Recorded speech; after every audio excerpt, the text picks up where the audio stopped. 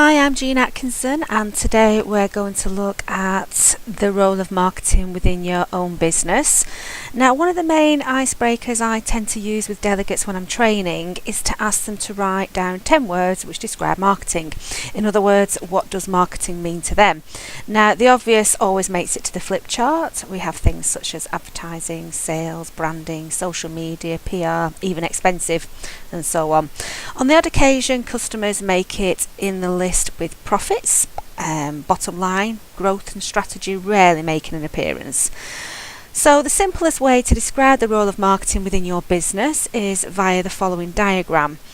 Now, the fundamental role that any function plays within a company is to contribute in achieving the objectives of the business, and marketing is by no means an exception. Now, most marketers, believe it or not, aren't privy to the business objectives of their organisation.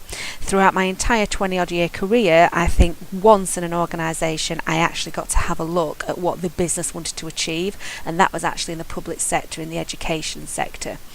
Privately, never really got a look in, even when I was at quite a strategic level. I used to go to the sales team, figure out what they were actually being tasked with achieving, and then report that back to my team and put some strategies together. So really this is pure madness, considering the only way of implementing effective marketing activity is to align it with the business objectives. So if you're a small business, or even if you're a marketer working within an organisation, you need to put something down. You need to figure out what the organisation wants to achieve. What are their expansion plans? What are their turnover figures? What profit margins do they want to make, and so on. Now, this is one of the main reasons why marketing is considered expensive, because there isn't a clear strategy and measurement in place. We have to be accountable as marketers nowadays. We have to be able to measure absolutely everything that we do and see what that return on investment is.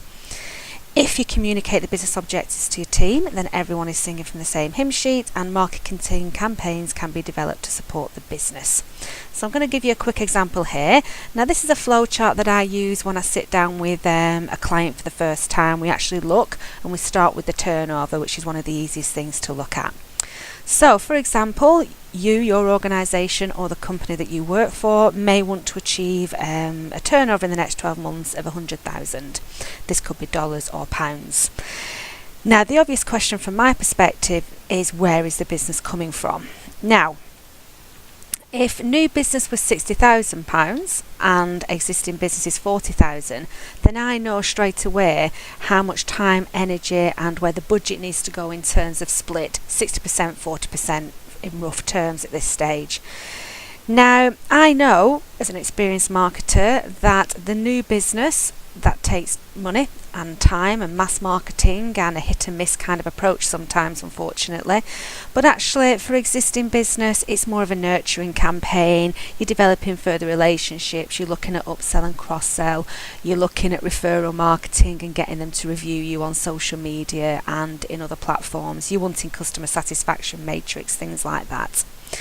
Now, if we drill down even further, and let's take products for example, so say you have 3 products, then what I want to again know as a marketer is actually how much of that 60,000 is going to come from each of these product sectors.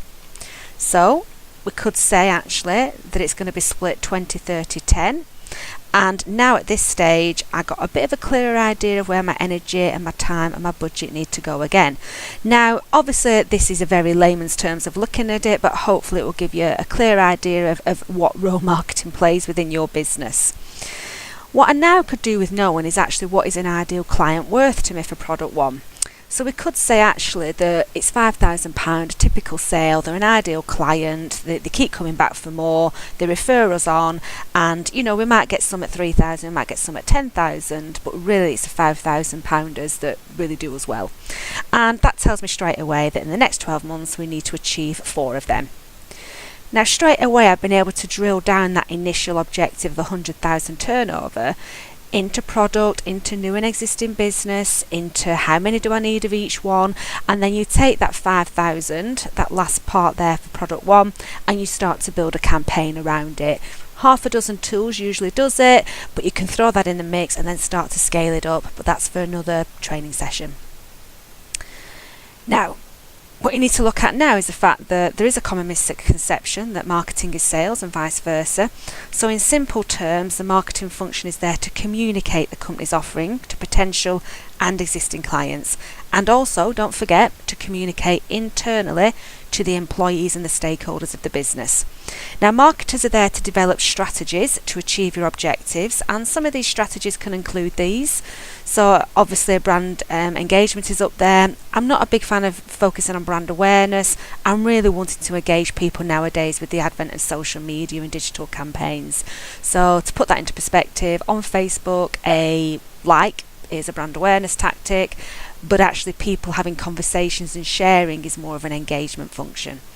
You may want to educate your buyers, you might look to serve your existing customers, generate leads, establish expertise, all that kind of thing. So you need to have a bit of an idea about what you want to achieve and then look at building strategies around that. You would then again take a campaign and say, right, how are we going to educate buyers? For product 1, we need 4 of these this year to convert, so what are we going to do?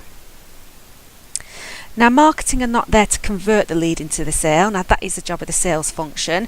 So, for example, if you have a website and you have an inquiry form on that website and somebody actually makes an inquiry, the website, the marketing function has done its job. It is now over to the sales function to convert. Now, with the sales function, you're looking at things like introducing processes such as sales funnels and pipelines to move prospects through the chain to conversion. Once we know where that business is coming from, we can start to develop campaigns which take the audience on a journey that we want them to take. So call to actions are really, really important in integrating your marketing activity. Now, this involves selecting the right marketing tools for the job and putting them into a sequence of activity with measures against them. So you have to measure everything. Ultimately, once you break it down to this level, you can actually see what starts to work for you and what doesn't, and you can then identify which tools are delivering a return on investment and where in the campaign they are going to be most effective. Now, I'm hoping you found that quick session interesting, informative. You got the gist of where marketing fits in your organisation. It definitely is not a nice to do. It really is a core function within your business. Without marketing, you won't have a sale and vice versa.